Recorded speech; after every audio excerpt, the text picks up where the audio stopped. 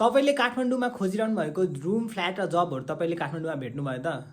अनि मैले पनि काठमाडौँमा रुम खोज्नको लागि यति मेहनत गरेको थिएँ, प्लस होइन पैसा तिरेर पनि रुम भेट्न चाहिँ गाह्रो भएको थियो क्या।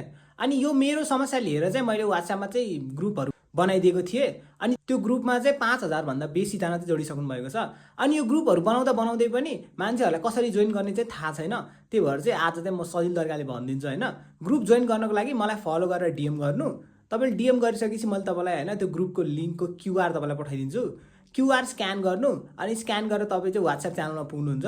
अनि त्यो व्हाट्सएप च्यानलमा चाहिँ मैले काठमाडौँको होइन फरक लोकेसन अनुसारको ग्रुपहरूको लिङ्क राख्दैछु। त्यो लिङ्कमा तपाईँहरू चाहिँ क्लिक गरेर जोइन गर्न सक्नुहुन्छ। अनि त्यहाँ चाहिँ तपाईँलाई चाहिएको रुमको रिक्वायरमेन्ट अनि तपाईँसँग भएको रुम र जबको डिस्क्रिप्सनहरू चाहिँ त्यहाँ लेखेर पठाउन सक्नुहुन्छ। अनि जसलाई चाहिएको छ उहाँले तपाईँलाई कन्ट्याक्ट गर्नुहुन्छ। अनि प्लस होइन यो रुम र जब खोज्ने ग्रुपहरू चाहिँ मैले एक्लै गरिरहेको छु। यदि तपाईँहरूलाई पनि यस्तो कुरामा इन्ट्रेस्ट छ भने मसँग कोल्याब गर्न चाहिँ सकिन्छ है। त्यही भएर तपाईँहरूलाई इन्ट्रेस्ट छ भने यु क्यान कन्ट्याक्ट मी।